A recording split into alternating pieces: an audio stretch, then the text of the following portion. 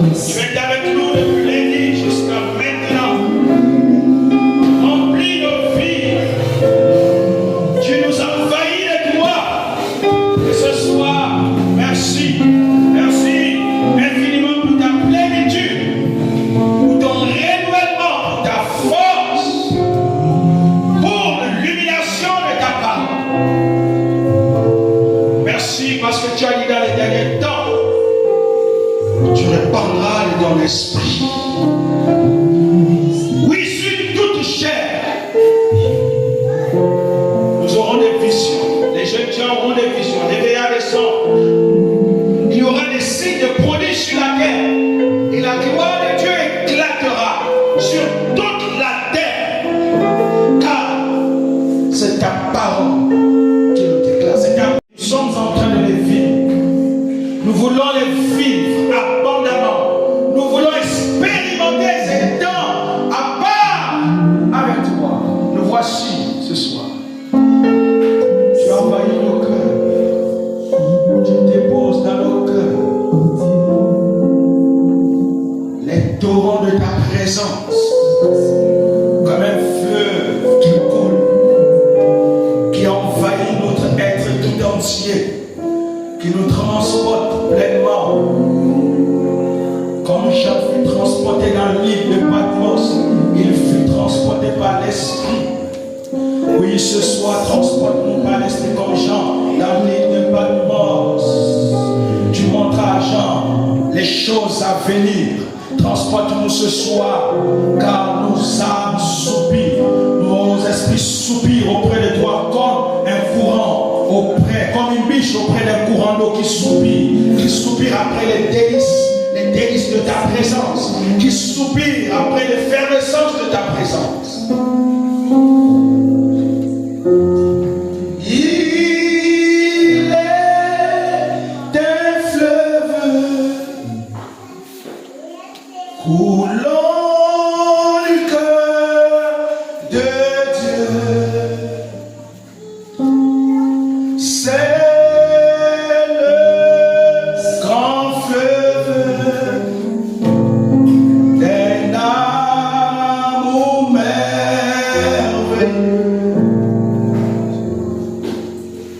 Je vais y boire ton amour me remplit. C'est le grand fleuve d'un amour merveilleux. Je vais y boire. Je vais y boire son amour me remplit. C'est le grand fleuve d'un amour merveilleux. Que le grand fleuve te remplisse ce soir, qu'il te remplisse au nom de Jésus-Christ. Tu peux commencer à l'acclamer ce soir.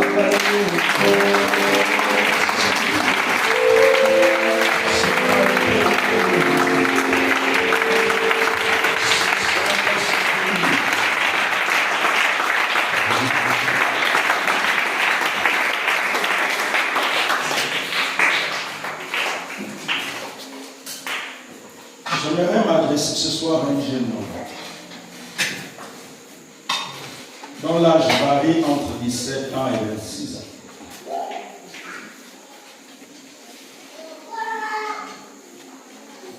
Il y a quelques années en arrière, dans une réunion,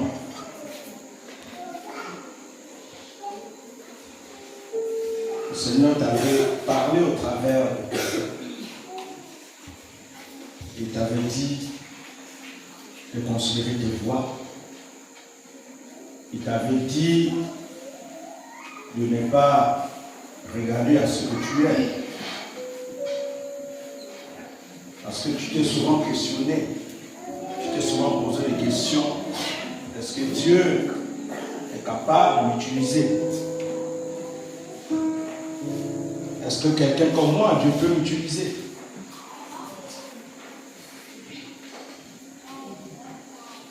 Et tu as oublié ces paroles. Il y a quelques années, et tu as oublié ces paroles. Et ce soir, Dieu vient te les rappeler.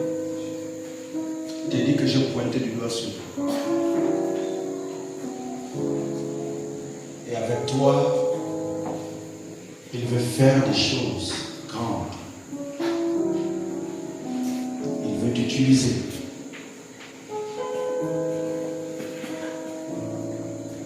Je te vois dans un ministère d'évangélisation. Et Dieu veut t'utiliser pleinement dans la dimension du plein air.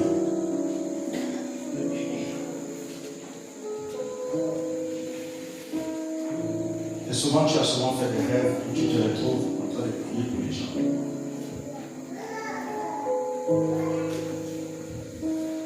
C'est un signe de quelque chose de Dieu dans ta vie. Je vais t'inviter à reconsidérer tes voix. Quand Dieu demande de reconsidérer tes voix, c'est parce que tes voix ne convergent pas avec ses voix. Et Dieu veut que tes voix puissent revenir dans sa volonté.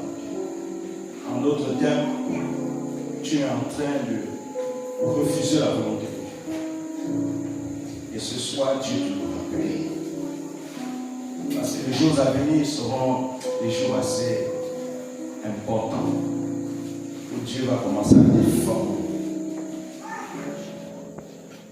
Tu es un géant, Pierre 17 à 26.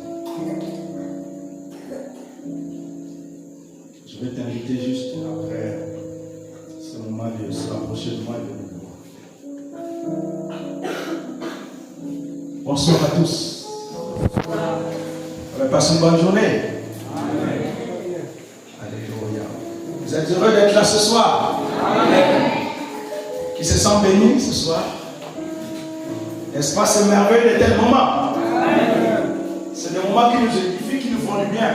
Et Dieu veut que nous prenions ces moments à cœur. Dieu ne veut plus qu'on soit les chrétiens de maintenant. Après, on disparaît. Après tout ce qu'on a entendu tout au long de la semaine, on ne fait rien. Il est temps de te lever. Jeune homme, maman, papa, il est temps de te lever.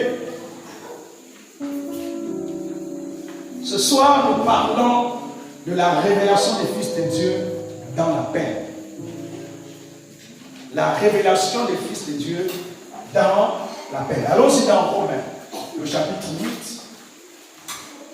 On va lire à partir du verset 28, 29 et le verset 30.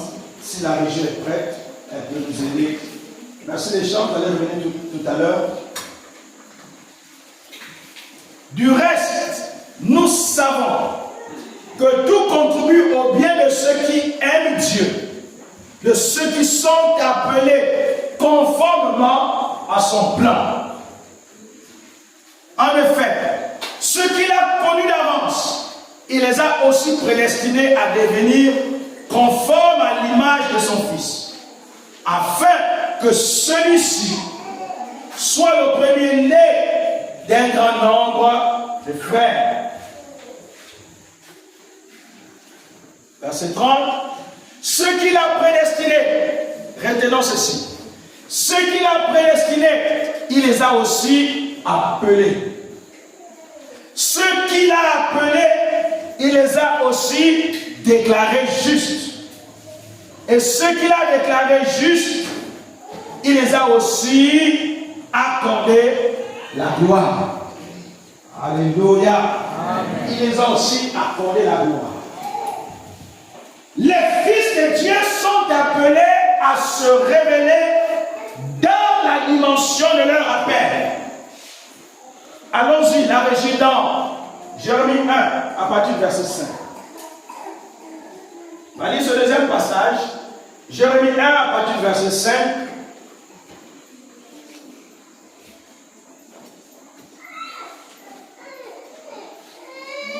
avant de te former dans le ventre de ta mère, je te connaissais. Et avant que tu ne naisses, je t'avais consacré. Je t'avais désigné, je t'avais appelé prophète pour les nations. J'ai répondu, ah Seigneur éternel, je ne sais pas parler car je suis trop jeune. La révélation des fils de Dieu se manifeste dans la dimension de notre appel. En chacun de nous se repose un appel. Et il est important pour nous de discerner l'appel, de reconnaître l'appel de Dieu dans notre vie.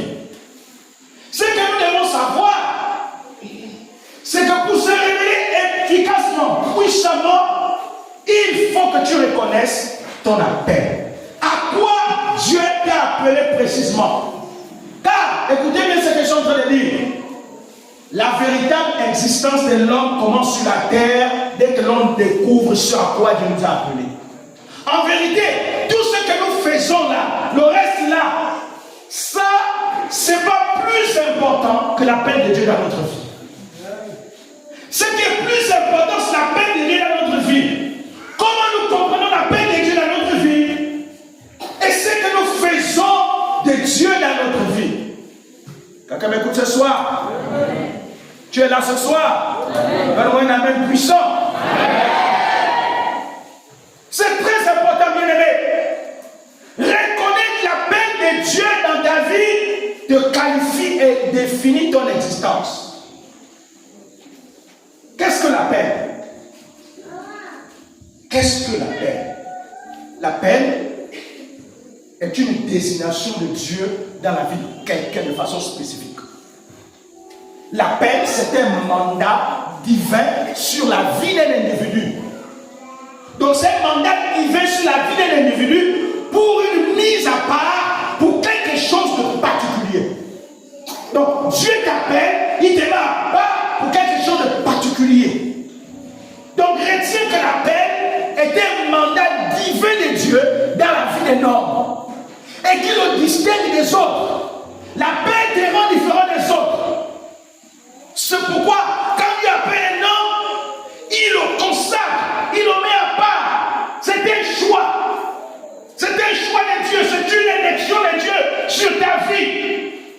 La même manière que Dieu a choisi Israël parmi tous les peuples de la terre, Dieu a choisi, donc c'est l'élection de Dieu dans la vie de quelqu'un.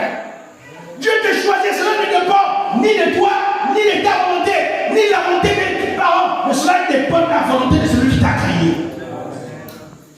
Donc personne de nous ne peut en fait décider. C'est Dieu qui prend sa décision dans notre vie.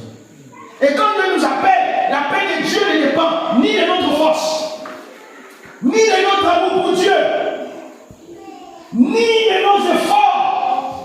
Mais l'appel de Dieu, c'est par la grâce. Il a dit à Moïse que je fais grâce à qui je veux et miséricorde à qui je fais miséricorde. Donc nous comprenons aussi que la grâce de Dieu ne se désigne pas. La grâce de Dieu ne s'improvise pas. On ne peut pas s'improviser devenir évangéliste. On ne peut pas s'improviser devenir prophète. On ne s'improvise pas.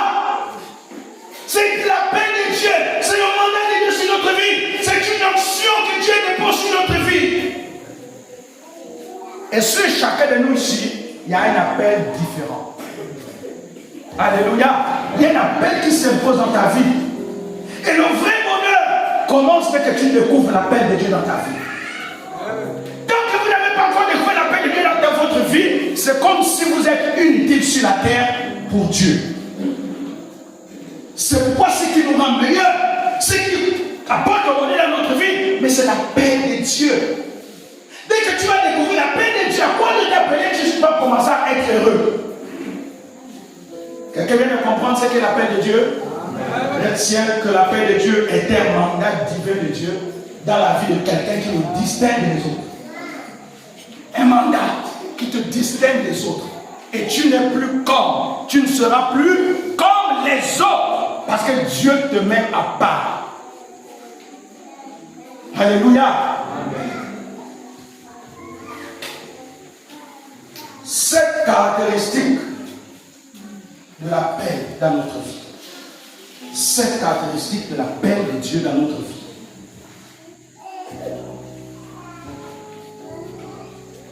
La première caractéristique, je viens de la définir, c'est Dieu a un appel pour ta vie. Dieu a un appel. Il faut que chacun de nous y soit conscient que Dieu a un appel. L'appel de Dieu se manifeste dans 2 dimensions.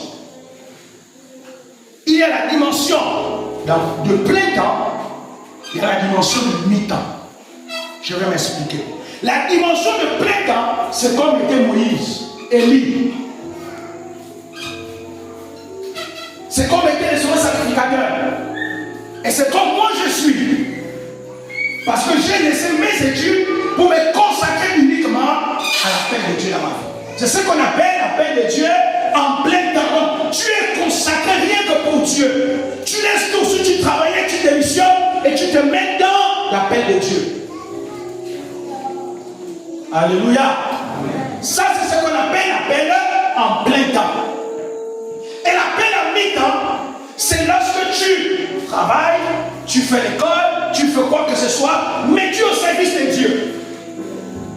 Tu sers Dieu dans un couloir bien spécifique. Quelqu'un m'écoute ce soir? Donc il est important. Mais aussi, il y a différents types d'appels. En dehors de l'appel, ça veut dire de façon générale, on a 2 grands types d'appels. Plein temps, mi-temps. Maintenant, il y a ce qu'on appelle les sous-appels.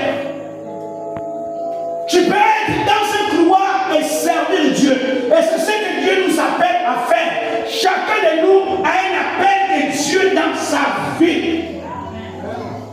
Il faut que tu découvres ça. Il faut que tu rentres en connexion de l'appel de Dieu.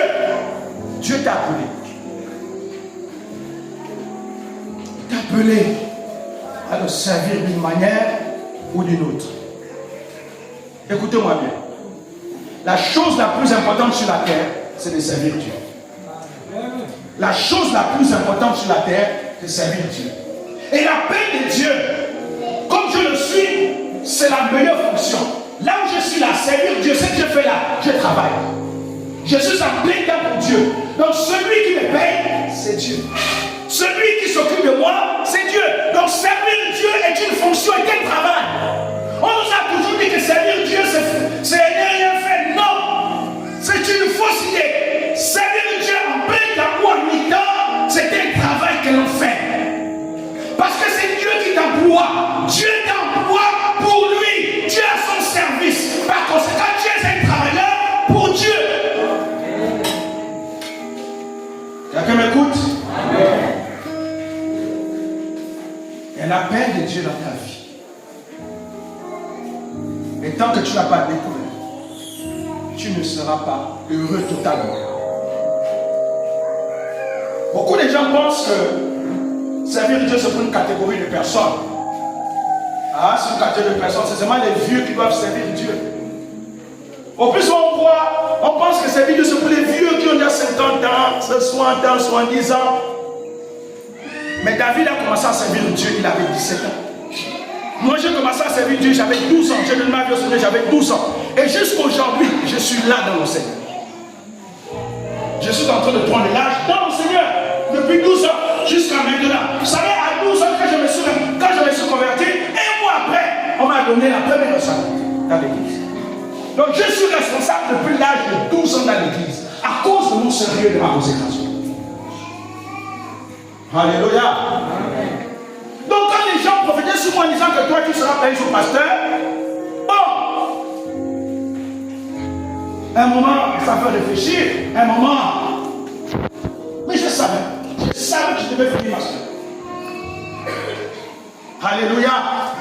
Donc il y a un appel de Dieu dans ta vie. Et dès que tu commences à servir Dieu, c'est là où il va nous faire honneur. Laisse-moi te dire que ce que tu fais là, ça c'est pour la terre. Le travail que tu fais là, c'est pour la terre. D'ailleurs, ton contrat et ta société finissent dès que tu as l'âge de la retraite, le contrat est fini. Mais avec Dieu, le contrat ne finit jamais. Alléluia. Avec Dieu, le contrat ne finit jamais. C'est pourquoi il faut que tu découvres l'appel de Dieu dans ta vie. de Dieu là, elle peut se définir d'une certaine manière. Et il est temps pour toi que tu prennes conscience. Je vois beaucoup de jeunes aujourd'hui servir Dieu ne dit plus rien. Ils sont là, ils ne sont même pas scellés pour Dieu. Aucun zèle. Beaucoup sont devenus des religieux. Ils viennent seulement le culte du dimanche, c'est tout. Ils ne sont plus empressés. Il n'y a plus d'empressement, il n'y a plus le feu de Dieu qui brûle dans le cœur. Mais vous êtes en train de faire la plus grave erreur de votre vie.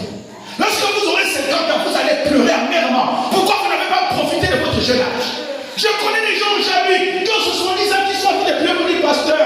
Pourquoi Dieu m'a touché à 60 ans, à 70 ans? J'aurais passé toute ma vie à servir Dieu. Je découvre que le meilleur trésor, le meilleur bonheur sur la terre, c'est de se consacrer à Dieu. Je réalise que j'ai perdu toute ma jeunesse à l'eau, en buvant, pour rien. Les jeunes, vous qui consacrez vos vies à boire. Et je prie que certains là, ça sentait de l'alcool.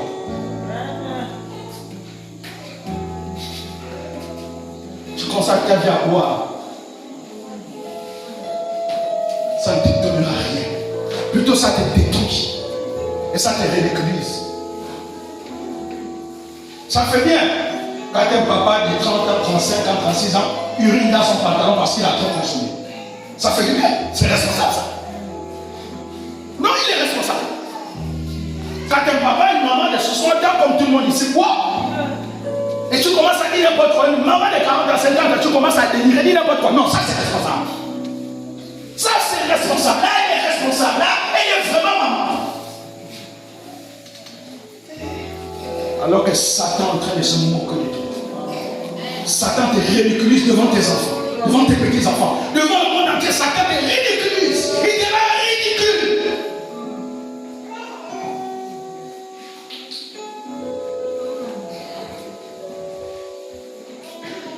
Je m'adresse beaucoup aux jeunes parce que je vous assure que la meilleure âge pour servir le Seigneur, c'est quand on est jeune.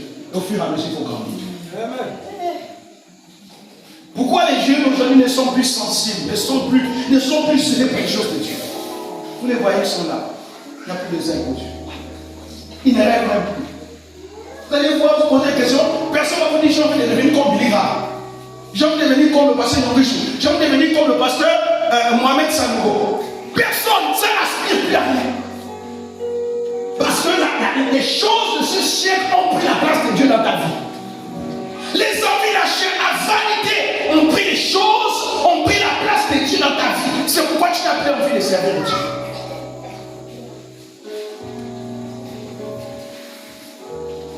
L'appel de Dieu, c'est ce qui nous qualifie. Alléluia. Amen. Vous me voyez, je ne regrette pas d'avoir laissé mes diplômes. Je ne regrette pas. J'ai tellement étudié, j'ai tellement les diplômes dans mon sac là-bas. J'ai tellement les diplômes.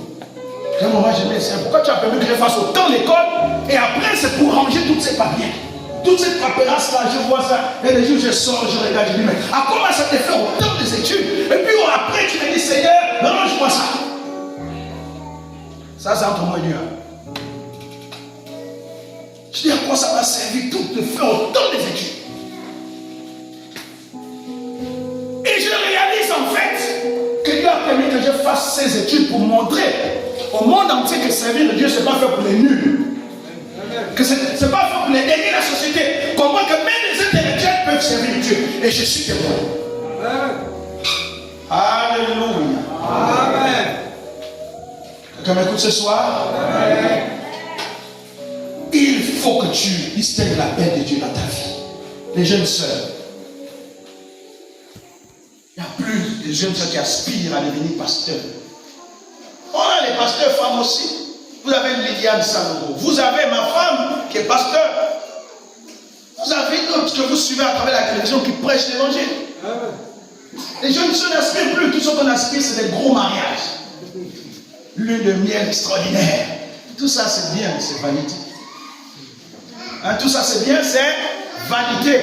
Alors réalise que ce que tu négliges, ce que tu méprises, quand tu auras 70 ans, là où tu vas pleurer amèrement. Que j'aurais dû profiter de mon jeune âge pour servir au Seigneur.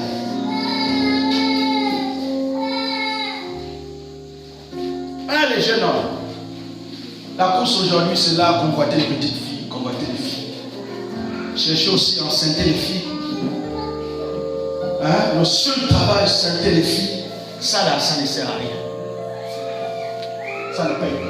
Plutôt ça attire les palabres. Quand tu vas enceinter les filles là, ça attire les palabres. Il faut assumer. Mais puisqu'on a des parents qui participent dans notre péché, on va enseigner, on vient crier à papa, maman, gardez. Moi, vous me voyez garder l'enfant que Divine va aller chercher hors mariage. Mais c'est que je suis pas son père. Divine doit, quand c'est dans le mariage, hors mariage, je ne peux pas accepter ça. Sinon, je participe à son péché. Et laissez-moi vous dire, tous les parents qui acceptent ça, Dieu ne demandera les comptes. La fille, elle est ramassée la grossesse, dit, viens, je vais garder l'enfant, tu vas à l'école. Il faut apprendre et laisser les gens assumer leur devoir. Quand elle a le faire, il faut qu'elle sache. Quand on a le faire, elle doit bien réfléchir. Arrêtez de dire c'est un accident. Il n'y a pas des accidents de grossesse. Il n'y a pas des accidents. Arrêtons de justifier le péché par n'importe quoi. On ne justifie pas le péché. Le péché, c'est le péché. C'est tout. Oh, c'était accident, non? C'était accident. Mais quand tu es là avec un homme, tu ne savais pas que tu peux attraper la grossesse. Ça, c'est l'accident. Regardez comment l'être humain justifie le mal. On ne justifie pas le mal. Quand c'est le mal, c'est le mal. Les maisons, il y a beaucoup de bébés sans père, sans mère. Vous faites bien, mais vous faites aussi mal. Vous faites bien parce que c'est normal, on ne peut pas jeter un bébé. On ne peut pas jeter un innocent qui n'a pas demandé de venir au monde dans des conditions comme ça. Oui, on ne peut pas le jeter. À cause de ça, Dieu comprend. Mais d'autre part, l'enfant est venu par quel moyen? Par le moyen du péché. Et Dieu, le péché, c'est le péché. Quelqu'un m'écoute ce soir? Adresse aux jeunes filles, aux jeunes hommes qui s'amusent avec le sexe, qui pensent que le sexe c'est un jeu, quoi. Le sexe n'est pas un jeu, on ne blague pas avec ça. On ne blague pas avec ça. Quand ce n'est pas le temps, ne va pas provoquer. Supporte, reste là. Le temps de Dieu viendra et te bénira. Comprends? Un jeune homme, tu comprends? Reste là. La Bible dit que ne réveille pas l'amour qui dort. C'est ça que ça nous dit, ne réveille pas ce qui dort. Parce que ce n'est pas le moment. Quand quelque chose dort, laisse la chose dormir. Le temps viendra. Voici ce qui a pris la place de Dieu, de la paix de Dieu dans la vie des jeunes aujourd'hui, le sexe. On met la charrue avant le feu. C'est pourquoi on n'a plus d'empressement, on n'a plus d'amour pour Dieu.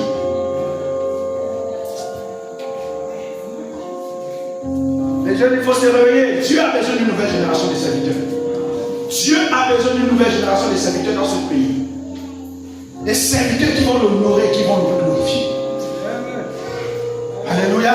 Amen. Alors il est temps que ta vie là, le Saint-Esprit va te brancher, va te connecter à sa chaleur, à sa dimension. Parce que tu es trop froid, tu es trop moribond. Et ce soir, le Saint-Esprit va te brancher à sa prise, il va te l'électrocuter. Pour que ta vie prenne une nouvelle dimension. Alléluia. Aspirez. Vous voyez les gens qui aspirent, les gens d'être comme l'ancien chrétien, les gens de prier comme l'ancien chrétien. L'ancien chrétien prier, les gens d'être comme lui. Il n'y a pas plus de jeunes qui aspirent. Il n'y a plus de jeunes qui aspirent à ça. Tout le monde veut avoir des grands mariages.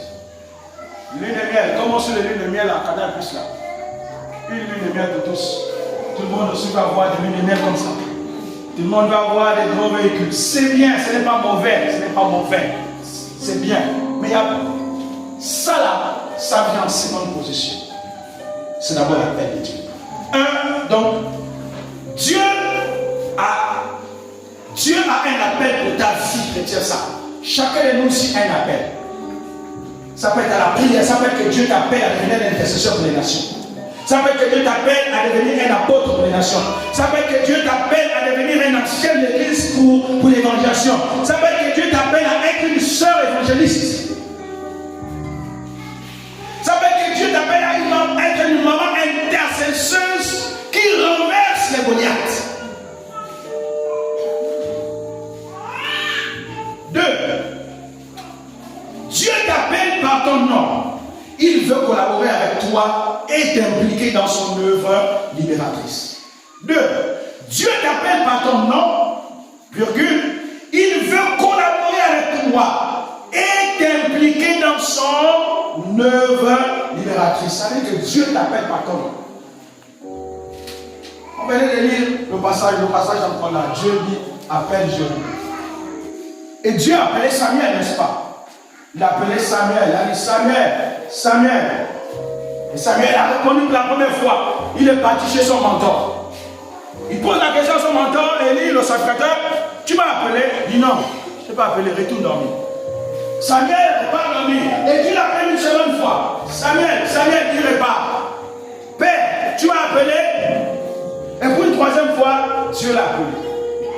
Et le mentor a compris que c'était Dieu qui appelait le petit Samuel. Et là, il va l'orienter en disant, si tu entends pour une troisième fois la voix de Dieu t'appeler, dis Seigneur, voici ton serviteur parle. Et c'est ainsi que Dieu a commencé à collaborer avec Samuel. Alléluia. Dieu a commencé à collaborer avec lui. Donc, Dieu te connaît par ton nom. Pourquoi? Parce qu'il a fait de toi un fils. Il t'appelle par ton nom parce qu'il veut faire de toi un collaborateur. Un homme avec qui il va transmettre sa parole au travers des nations, au travers de la vie. Tu es donc la voix que Dieu choisit. Tu es donc la personne que Dieu a désignée pour sa gloire. Écoute-moi bien. Il y a, d'après les démographes, c'est qu'aujourd'hui, il y a la terre, les habitants de la terre sont partis de 1000 milliards aujourd'hui. Il y a 8 milliards des habitants sur la terre. Sur le milliard. Pourquoi c'est sur toi que Dieu a pointé le doigt? Habitants sur la terre, Dieu te pointe du doigt. Et je te connais pas ton nom, je t'appelle. Il est temps que tu te lèves et tu me sers. Papa, ne pense pas que tu es trop vieux pour servir Dieu. Il n'y a pas des âges fixes pour servir Dieu. Même à 100 ans, on sert Dieu. Il n'y a pas de fixe. Servir Dieu, c'est quoi? Ça veut dire, c'est te mettre dans le pouvoir, dans le ministère que Dieu t'a appelé et le faire de façon vraie. Comme quand tu vas au travail tous les 7 heures, là, pour rentrer à 15 heures, c'est la même manière qu'il faut faire avec Dieu. Tu te mets au service de Dieu et tu le sais. C'est ça l'appel de Dieu. C'est pas venir à l'église. Venir à l'église, ce n'est pas l'appel de Dieu. Venir à l'église, tu viens pour être en communion avec les frères et pour écouter les enseignements. Mais servir Dieu, c'est individuel, c'est personnel avec Dieu. C'est une affaire personnelle. Quelqu'un m'écoute ce soir? Amen. Dieu te choisit dans ta génération. Il y a quelque chose ici. Il y a un documentaire que je suis souvent. Que la science appelle le mystère de la fécondation. C'est extraordinaire. J'ai suivi ce documentaire. La science essaye de nous montrer les réalités de la naissance humaine. Écoutez, bien aimé, vous allez comprendre que votre existence n'est pas pour rien sur la terre. Aucun être humain n'est né figurant sur la terre. En fait, tu n'es pas un figurant sur la terre. Il faut que tu saches que Dieu t'a mandaté pour quelque chose. Et il est temps que tu te lèves. La science nous dit il y a plus de, je sais pas, 10 000 spermatozoïdes qui est libéré dans le vide.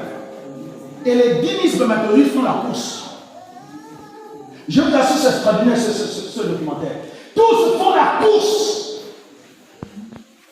Et c'est comme quand vous suivez les Jeux olympiques, là, l'endurance. Voilà l'endurance, non? Ils sont là, l'endurance. L'endurance, ou encore la course de vitesse. Encore la course de vitesse.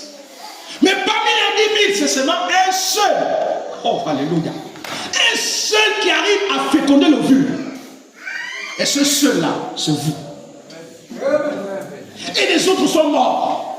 Mais vous êtes là. Est-ce que vous réalisez que tout ce mystère-là, ce n'est pas pour rien? Il faut qu'un être humain réalise que tout ce mystère-là, tu n'es pas les spermatozoïdes qui sont morts. Tu es le seul qui a remporté la victoire. Amen. Quel mystère! Alléluia! Amen. Quel mystère! C'est pourquoi on ne s'amuse pas avec la vie. Alléluia! Amen. Il est temps de te lever. Il est temps de comprendre que Dieu t'a choisi pour rendre la terre habitable avec toi. Dieu t'a choisi au milieu de ta génération. Et Dieu veut que tu puisses le représenter dignement. Si l'Église commence à comprendre, je vous assure qu'il y aura un réveil extraordinaire. La révélation de l'appel produit le réveil. Quand chacun commence à comprendre à quoi Dieu l'a appelé, je vous assure qu'il y aura un feu qui va s'allumer et le réveil va être manifeste. Le problème, le réveil d'être manifeste aujourd'hui dans le pays, c'est parce que beaucoup n'ont pas encore découvert le rappel. Beaucoup viennent à l'église seulement comme étant des simples spectateurs. Nos églises sont remplies de spectateurs que des acteurs, que de ceux qui s'impliquent. C'est pour ceux qui disent Seigneur, quand Dieu pose la question, qui enverrai-je? Peu dit répondre au Seigneur, me voici. Peu répondre, me voici, envoie-moi. C'est la question qu'il a posée à Isaïe. Il a dit, qui enverrai-je? Qui marcherait pour moi? Qui enverrai? Isaïe était le seul dit, mais Seigneur, me voici, je suis, envoie-moi. Si tu comprends ça, toute la nation sera embrasée. Alléluia. Alors, il est temps que tu te réveilles du sommeil. Il est temps que tu te réveilles. Et il est temps que tu te mettes dans l'appel de Dieu. Toi, Dieu te connaît. Il veut te révéler qui tu es vraiment et comment il est présent dans ta vie. Dieu te connaît, virgule. Il veut te révéler qui tu es vraiment et comment il est présent dans ta vie. Je reprends. Dieu te connaît, virgule. Il veut te révéler qui tu es vraiment et comment il est présent dans ta vie. Dieu te connaît. Parce qu'il nous a envoyé, nous les fils. Il nous envoie pour sa gloire. Ce n'est pas qu'il ne connaît pas ton nom. Il a appelé Moïse par son nom. Il dit Moïse, Moïse. La terre où tu te trouves est une terre sainte, ôte tes souliers. Samuel, Samuel, Samuel. Donc Dieu te connaît. C'est pas qu'il t'appelle par ton nom. S'il t'appelle par ton nom, c'est parce qu'il trouve en toi les dispositions qu'il recherche. C'est parce qu'il trouve en toi les qualités nécessaires. Et parce qu'il sait que tu as un cœur docile, que tu as un cœur capable à répondre aux exigences de sa volonté. Il est temps que tu te lèves. Et il veut te révéler qui tu es vraiment. C'est dans notre appel que Dieu nous révèle qui nous sommes véritablement. Vous comprenez? Si vous êtes hors de votre appel, Dieu ne va jamais vous révéler qui vous êtes vraiment. C'est dans votre appel que Dieu vous révèle qui vous êtes vraiment. Oui. Alléluia. Et donc Dieu veut te révéler qui tu es vraiment. Et il veut te démontrer qu'il est présent dans ta vie. Que tu n'es pas seul. Qu'il a laissé de marcher avec toi. Il a décidé de faire de toi un homme à part, une femme à part. Il a décidé de te consacrer au milieu de tes frères. Tu es né d'une famille nombreuse, mais Dieu t'a choisi, t'a sélectionné. Alléluia. Il t'a sélectionné, il a dit c'est avec toi que je veux faire ceci. C'est avec toi que je veux renverser les montagnes. C'est avec toi que je veux gagner les grandes batailles. C'est avec toi. Et il faut que tu le réalises. Ce soir, il faut que tu comprennes ça. Que Dieu est avec toi. Et que tu ne dois plus te négliger. Et que tu ne dois plus te déconsidérer, te dévaloriser. Que tu ne dois plus être comme un homme qui est sans avenir. Quand l'appel de Dieu dans notre vie, parce que l'appel révèle notre grandeur. Comprenez, j'ai parlé hier des sœurs. Quand les frères demandent la main, tout de suite vous dites non, sur la base de maintenant. Quand tu regardes le frère là-bas, tu dis à lui là-bas, me donne quoi. En fait, tu regardes avec les yeux physiques. Les yeux physiques sont toujours trompés. Quand on regarde quelqu'un avec les yeux physiques, ça me trompe toujours. Tu regardes le frère là-bas, tu dis à lui là-bas, me donne quoi. Mais si tu commences à regarder avec les yeux de l'avenir, tu vas comprendre que c'est un futur président. Alléluia. Que c'est un futur ingénieur.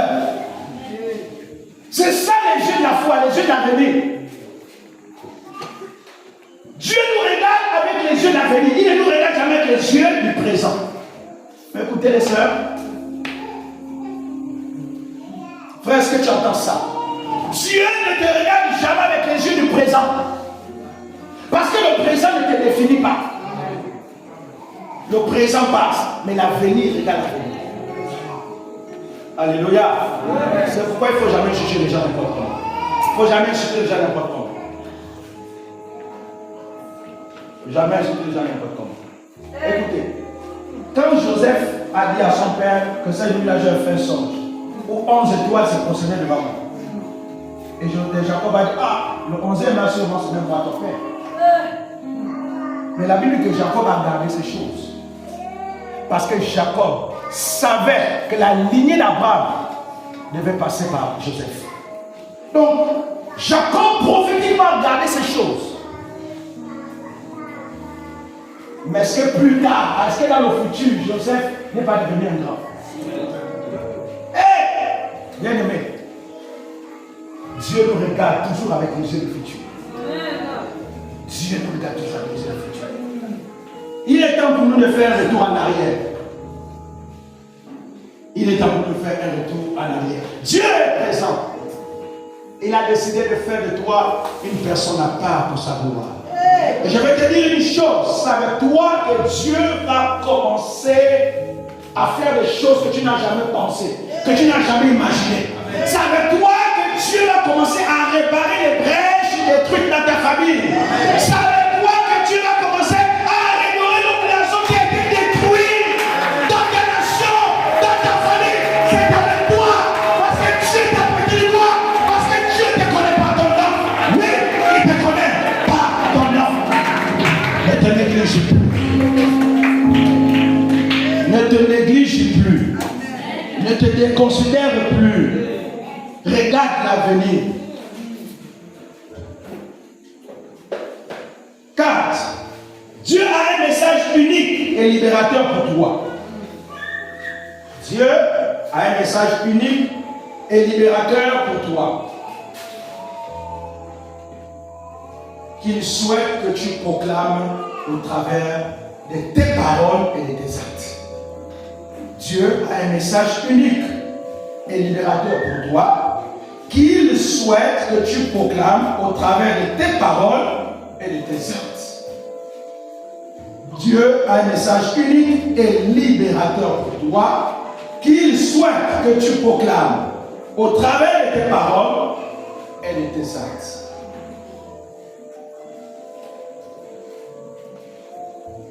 Tous les fils portent toujours un message. En toi, il y a un message. Et c'est un message pour ta génération. Ce message-là ne se trouve pas dans tous les jeunes de ta génération. Parce que toi, tu es différent des autres. Et il a mis ce message en toi. Tu es donc celui qui va déclarer ce message pour que les générations, non seulement présentes, puissent entendre les paroles de l'Éternel au travers de tes paroles, au travers de tes actions. Sur toi, Dieu a donc déposé cela. Il a déposé le message dans la vie de Samuel. Et il a dit à Samuel que tu porteras ce message pour aller dire. Et quand le matin, le mentor de Samuel l'appelle, il dit, mon petit, viens. Viens. Je sais que Dieu t'a parlé cette nuit, ne me cache pas. Et Samuel, c'était vraiment difficile, c'était un message difficile. Samuel essaye d'éviter le vieux dit jamais. Tu dois me dire aujourd'hui ce que Dieu t'a dit. Samuel essaye parce que c'était compliqué. Le vieux dit jamais. Aujourd'hui, tu dois me dire ce que Dieu t'a dit. Samuel dit ok, tu es mon mentor. L'Éternel a dit ceci, qu'il a déjà jugé ton sacerdoce. Parce que tes enfants se sont mal comportés. Et à cause du comportement de tes enfants, Dieu va déplacer ton sacerdoce. Désormais, ce ne sont plus tes enfants qui vont poursuivre le sacerdoce, ce sera quelqu'un d'autre. Il va donner ça à qui? À celui qui est même en train de parler. Alléluia. Parce que les enfants d'Élie, le sacerdoce, se comportaient mal. Ils faisaient ce qui était mauvais. Et Dieu n'était pas d'accord avec eux. Dieu observait. Mais le problème, c'est que leur père aussi avait vu ça. C'est ce que j'ai dit tout à l'heure aux parents qui acceptent les grossesses dans leur maison. Il y a même des maisons où ça va même loin. Ça veut dire que son petit copain vient encore habiter dans la même maison. Et toi, tu les loges encore les deux dans la même maison. Avec un bébé, tu les loges encore.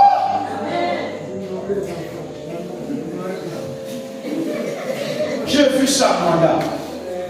J'ai dit, mais en fait, je comprends que nous-mêmes, nous aimons la souffrance nous-mêmes.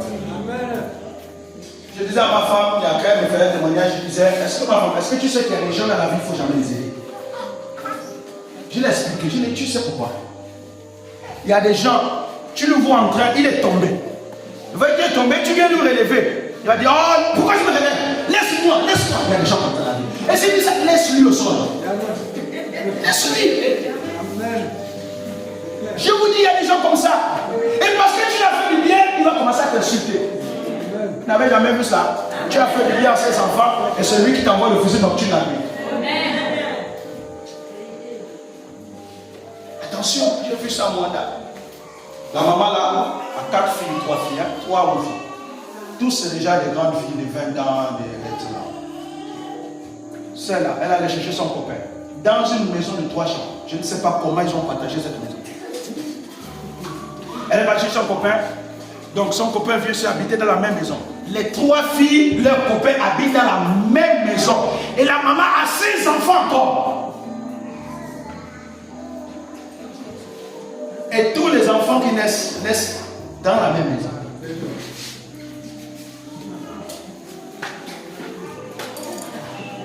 Donc ce que je suis en train de dire là, c'est dans la Bible. Hein, ce que je suis en train de dire là. Attention, hein, surtout les mamans, je m'adresse beaucoup aux mamans, parce que les papas sont un peu sévères, papa c'est un peu dur, mais les mamans sont trop, parfois il y a même des chamailleries à cause de ça. Papa veut sévir un peu, maman dit mais attends, elle a commencé à piquer une crise. Mais si tu piques une crise, je ferme la porte, tu dors dehors.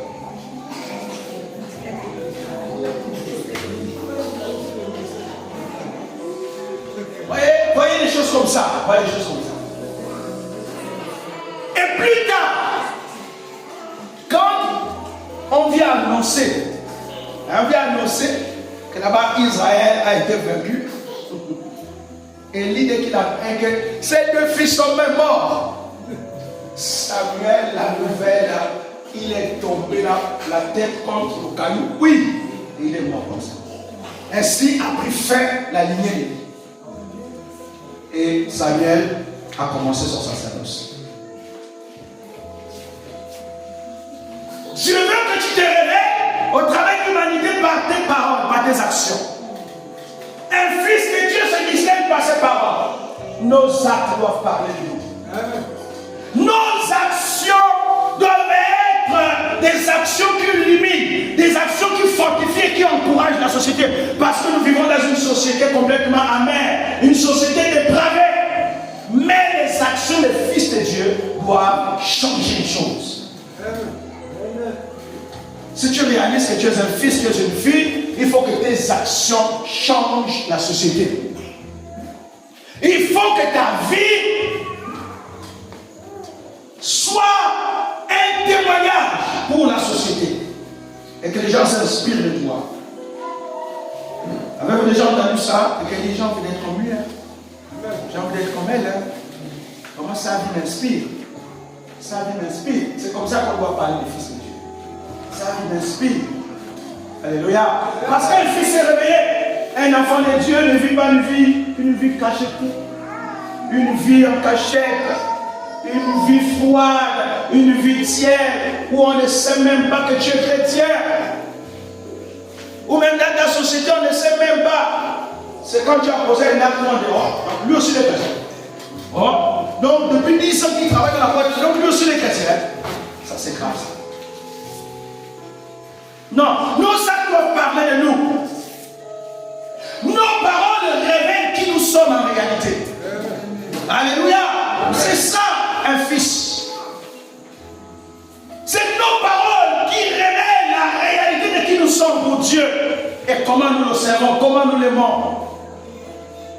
Il est temps pour nous de révéler ce que nous sommes. Révèle ton appel. Concrétise ton appel aux yeux du monde. Élève la dimension de ton appel. Laisse Dieu commencer à t'utiliser comme il a convenu le faire. Alléluia. Quelqu'un va me dire, mais pasteur, moi je suis ici avant midi. Comment Dieu va faire? Comment Dieu a fait avec David? Comment Dieu a fait avec Moïse? Comment Dieu a fait avec Michel? Comment Dieu a fait avec Élisée, qui était aussi un gardien de moutons? Hein? Il était là avec le mouton. Et puis Élie arrive. Il arrive au jardin, il dit, monsieur, laisse-moi ta pioche sur moi. C'est comme ça. Allez-y, dit David. Il dit, laisse-moi ta pioche et sur moi. Alors Élie dit, sur moi. Et c'est comme ça qu'Élisée a suivi. Alléluia. Il est temps que tu te lèves dans ton appel et que tu fasses connaître ton appel. Il y a encore des hommes qui sont dans les ténèbres, qui attendent ta révélation. Il y a encore des gens qui sont captifs, qui attendent que tes actions les sortent là. Il y a encore des infimes qui doivent marcher au travers de l'onction que Dieu a déposée dans ta vie. Quelqu'un m'entend ce soir? Amen. Il y a des gens qui attendent la révélation de tes prophéties. Ils sont là parce que ce sont des prophéties qui viendront de sortir de là.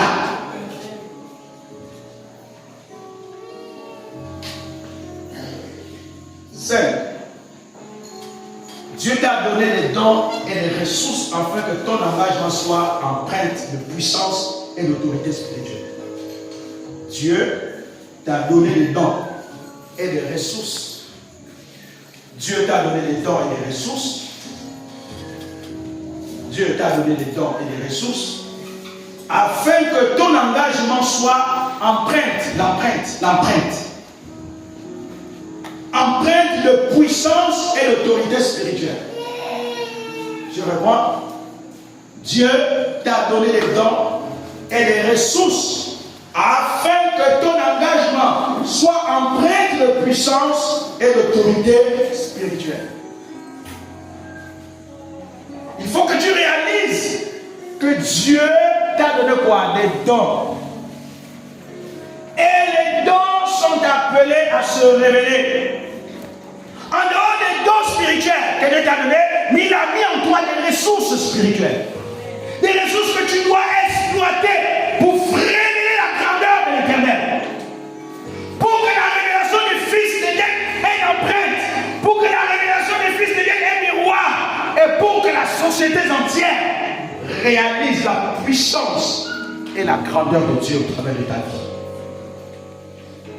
En toi, il y a des dons extraordinaires. Peut-être que tu ne vois pas. Peut-être que tu négliges encore. Mais je suis convaincu qu'en toi, il y a des dons. Il est temps pour toi de commencer à dire à Dieu, révèle-moi mes dons. Je veux connaître mes dons. Il est temps de dire à Dieu, Seigneur, aide-moi maintenant à aller puiser les ressources intérieures que tu as mis en moi.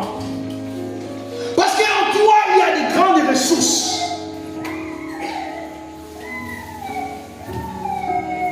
Alléluia. Amen. Il y a des grandes ressources à l'intérieur de toi. Et il est temps que tu exploites ces ressources spirituelles pour que ta lumière puisse clore. Pour que la grandeur de Dieu puisse se révéler au travers de toi. Laisse-moi te dire que tu es la lumière. Tu es une étoile. Vous voyez l'étoile, quand tu étoiles au ciel, elle fait quoi? Elle éclaire. Tu es une étoile. C'est pas que tu vas devenir une étoile. Attention au prophète qui vous dit, tu vas devenir une étoile. Non, tu es une étoile. Il y a une différence entre devenir et l'être. Tu es une étoile, ça signifie que tu es appelé à éclairer les autres. Tu es appelé à donner du sens. Tu es appelé à te révéler pour que le monde puisse te lire et connaître. Au travers de toi, il y a un Dieu qui est capable encore de rendre habitable ce pays. Est-ce que quelqu'un m'écoute ce soir? Amen. Tu es là ce soir? Amen. Il y a des ressources en toi. En chacun de nous, il y a des ressources. L'une de mes citations que j'ai toujours dit, que je suis de ceux qui pensent que chaque être humain est né avec une goutte de grandeur. C'est à toi de développer la goutte pour que la goutte devienne un fleuve et que le fleuve devienne un océan. Alléluia. Et il faut comprendre qu'il y a des ressources en toi. Les ressources sont en toi. C'est pourquoi arrête de te négliger, arrête de te considérer comme quelqu'un qui est déjà fini. Quelqu'un qui ne peut plus rien faire. Non, tout est possible encore. Ce soir, va t'enfermer dans ta chambre. Avant de venir au culte demain. Demain, le culte, c'est à 9h. Mais ce soir, avant de dormir, enferme-toi. Et pose la vie à Dieu. Qui suis-je? Seigneur, qui suis-je en réalité? Parce que peut-être que je ne me vois pas bien moi-même. Quand je me regarde dans le miroir, je ne vois qu'une copie, je ne vois que l'homme. Mais qui suis-je réellement? Alléluia. Qui suis-je réellement?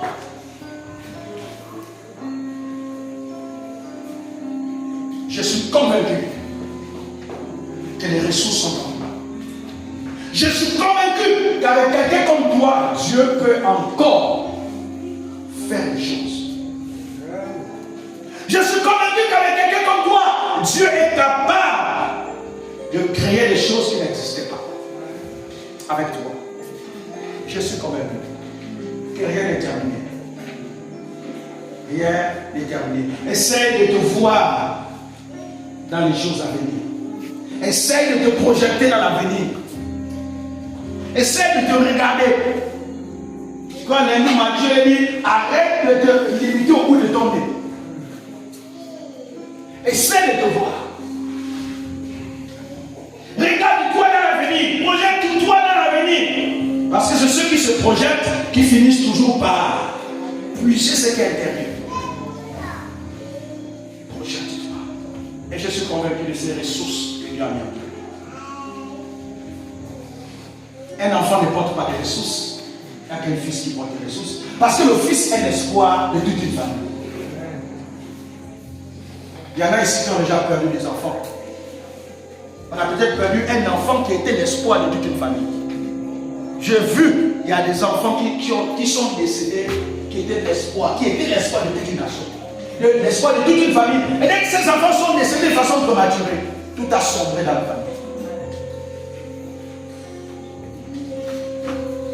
Tout a sombré. Tu es certainement l'espoir. Et Dieu compte sur toi. Commence à tes responsabilités. 6. Je vais terminer avec le 7e. 6. Tes faiblesses, virgule, tes manquements et tes handicaps ne sont pas un problème pour Dieu. Je répète. Tes faiblesses, virgule, tes manques et tes handicaps ne sont pas un problème pour Dieu. Je revois. Tes faiblesses, virgule, tes manques et tes handicaps ne sont pas un problème pour Dieu. Quand Dieu t'a appelé, il ne regarde pas tes handicaps. Dieu ne regarde pas tes manques.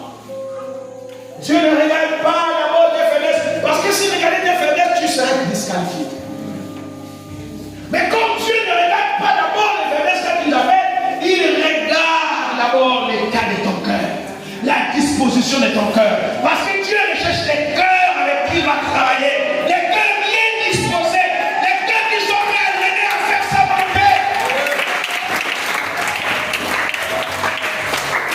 Ne t'appuie pas sur tes manquements, ne t'appuie pas sur tes faiblesses. Appuie-toi sur la paix de Dieu dans ta vie. Mets-toi au service de l'Éternel. Commence à servir Dieu de façon originale, pas de façon à la photocopie, de façon originale. Commence à aimer Dieu. Dieu veut voir la démonstration de ton amour pour lui. Commence à épater Dieu. Commence à dire à Dieu, quand il te regarde, il faut que tu l'impressionnes, il faut que tu l'épates, il faut que Dieu voie une démarcation en toi. Il va te voir. Mon fils a commencé à comprendre qu'il n'est plus enfant, il est devenu fils. Alléluia. Amen. Ça comprend. Et n'appuie pas sur devant.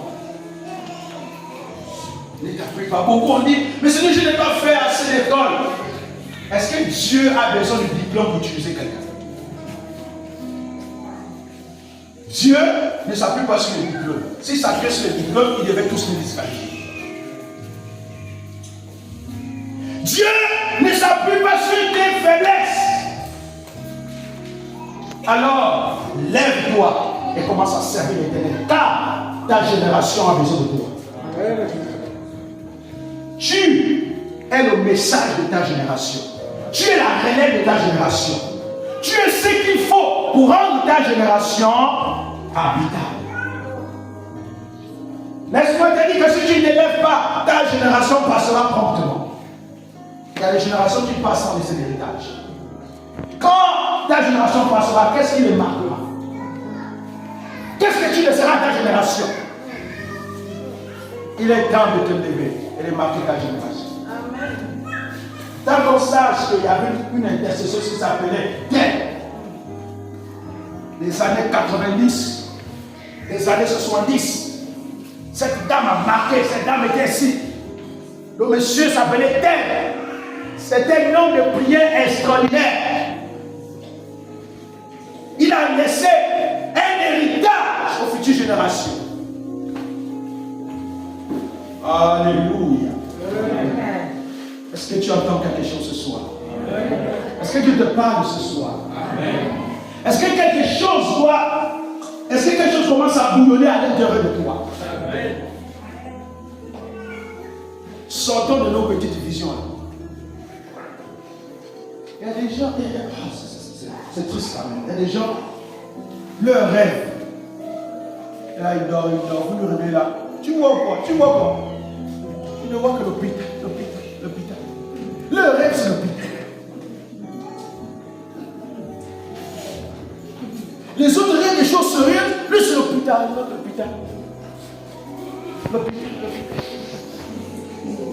Mais comment toute une vie va se résumer dans l'hôpital? Comment ça? L'hôpital, c'est le manioc pour ceux qui ne savent pas dire. L'hôpital. Comment toute ta vie va se résumer dans l'hôpital? Comment toute une vie doit se résumer à ce niveau? Dieu ne t'a pas appelé à faire des pitananzaka. Dieu t'a appelé à faire des rêves où tu te projettes. Alléluia. Dieu t'a appelé à faire des rêves où tu utilises ta fonction de guérison, des miracles, où tu es en train de chasser les démons, où tu es en train de prêcher l'évangile, où tu es en train de guider les cultures. Parce que les rêves qui vont faire.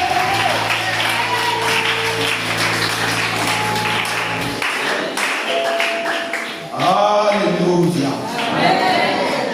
T'appuies pas sur tes faiblesses pour dire à Dieu, je ne suis pas capable. Quand Moïse a trouvé la raison pour dire je ne sais pas parler, Dieu l'a dit quoi? Avant et là. C'est-à-dire en fait, ne fuis pas mon appel. Ne fuis pas mon appel. N'échappe pas les abattoirs. N'échappe pas échapper. Moïse dit, mais je suis fragile, je ne sais pas parler. Dieu dit, Aaron parlera pour toi. Donc ici, Moïse avoue ses faiblesses. Et Dieu fait quoi? Il surplante ses faiblesses. Dieu va toujours supplanter nos faiblesses. Il est temps de te lever et de révéler ta génération. Et que ton appel soit un appel authentique, concret, pour que les nations soient bénies. Écoutez-moi bien, le rôle de l'appel, c'est pour bénir les nations. C'est pour édifier l'église. C'est pour amener l'église à la croissance spirituelle. Jusqu'à ce que Christ revienne. L'appel aussi nous fait rentrer dans la source de bonheur et de joie. Parce qu'il y a des Abraham de bénédiction pour toutes les nations, pas seulement pour Israël. Donc vous comprenez que votre appel n'est pas au singulier, il est au pluriel. L'appel n'est jamais au singulier, l'appel est toujours au pluriel. L'appel n'est pas une femme stérile, l'appel est une femme féconde. Il y a quelqu'un m'écoute ce soir? Amen. Il est temps qu'on se lève de ta zone de confort, il est temps que tu sors de là. Je vais te poser la question, combien de temps il te reste à vivre? Est-ce que tu sais combien de temps il te reste à vivre? Ça, c'est une question très importante. C'est pourquoi tu dois tout faire maintenant pour te lever et servir le Seigneur. N'oubliez jamais que chaque jour que le soleil se lève et se couche, tu te rapproches de la mort. N'oublie jamais ça. Tu ne rajeunis pas, mais tu te rapproches de la tombe. Et le but de Dieu, c'est que tu n'ailles pas à la tombe frustré. Le but de Dieu, c'est la tombe frustrée. Il y a des morts, quand vous regardez le visage est frustré. Il est mort, mais le visage est frustré.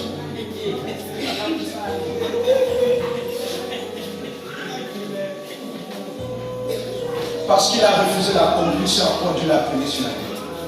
Ou il n'a pas compris, il est passé à côté de ça. Vous savez, quand on passe à côté de ce que Dieu nous a appelé à faire, on est frustré, on n'est pas heureux, on est malheureux. Terminons avec la caractéristique 7 de l'appel. Dieu ne te laisse jamais seul. Il comble tes besoins et tes manques au travers d'autres personnes. Dieu ne te laisse jamais seul. Il comble tes besoins et manques au travers d'autres personnes. Dieu ne te laisse jamais seul. Il comble tes besoins et manques au travers d'autres personnes. Ah oui, c'est extraordinaire. Dans l'appel, tu n'es pas seul. Parce que tu t'es pas improvisé, c'est Dieu qui t'a appelé. Et par conséquent, Dieu s'est engagé volontairement à t'accompagner, d'être avec toi. Il a dit à Abraham, je serai avec toi. Il a dit à tous ceux qui l'ont pointé du doigt en disant, je serai avec toi, je serai avec vous. Frère et soeur, tu saches que Dieu sera avec toi. Dans la paix, tu n'es pas seul. Alléluia. C'est pourquoi tu n'as plus rien à craindre. Tu as simplement à réaliser la grandeur de Dieu. Et tu commences à te mettre dans le service de Dieu. Quand j'ai commencé à me servir, je n'ai jamais pensé que je pouvais prêcher devant 1000, 2000 personnes, 3000 personnes. Jamais pensé à ça. La première fois que j'ai prêché devant 2000 personnes, c'était dans un stade. J'étais le plus jeune prédicateur pour eux. Et je me suis rappelé ce que Dieu m'a dit. Il m'a dit, tu ne seras jamais seul. Tu ne seras jamais seul. Alléluia. Et Dieu comblera tes manques. Et Dieu comblera tes besoins. Et il le dit à tous ceux qui l'appellent. En commençant par Abraham, Isaac, Jacob, il dit, je marcherai avec toi. Je comblerai tes besoins. Tous ceux que Dieu appelle, Dieu les rassure toujours. Je comblerai tes besoins. C'est pour te rassurer, te dire, moi qui t'ai embauché dans mon entreprise, je ne vais jamais te laisser.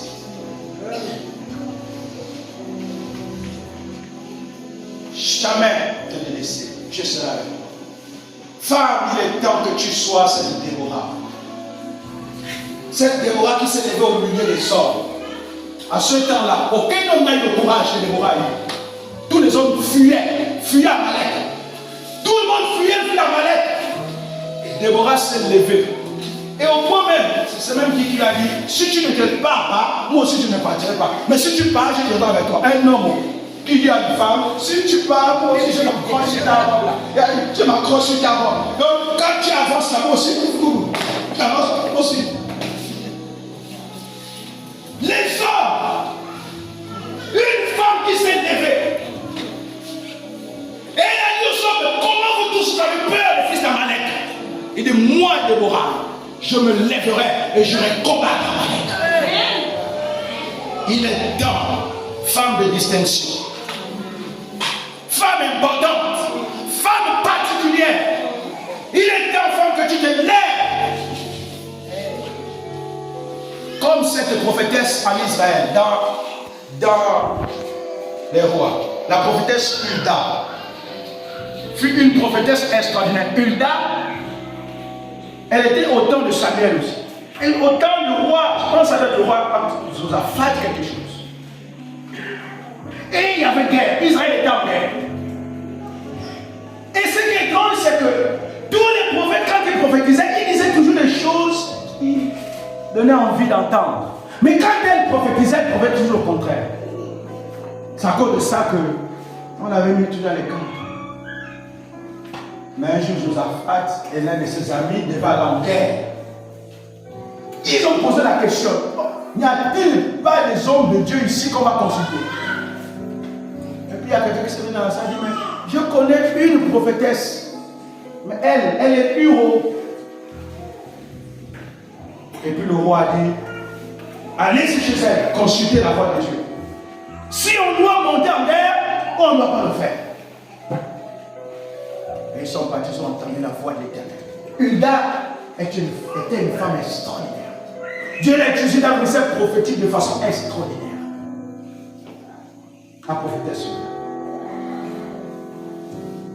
Vous avez Esther, qui est une femme extraordinaire.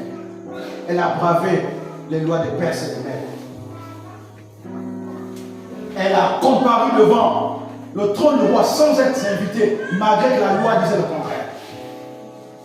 Elle est restée l'une des reines les plus puissantes du royaume des Perses et des Mèdes. Alléluia. Amen. Oui, soit cette Ruth qui a dit à sa belle Naomi, je serai avec toi, j'irai avec toi, ton Dieu sera mon Dieu.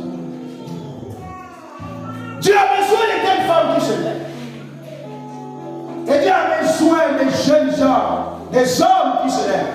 Il est temps, maintenant, pour impacter notre nation. Car, je disais en filigrane, que ce pays a besoin d'une nouvelle génération de serviteurs. Il est temps de se lever. Les gens, s'il vous plaît, vous pouvez passer au micro. Une nouvelle génération de serviteurs aussi. Et Dieu te pointe du doigt. Parce que son appel est sur la vie. Dieu ne veut plus les chrétiens du dimanche seulement. Où on vient le dimanche, on s'assoit, on ne fait rien pour lui. Dieu ne veut plus que tu viennes sur le dimanche, tu t'assois, tu ne fais rien. Dieu veut que tu viennes le dimanche et que tu commences à faire quelque chose. Il est temps. Il est temps.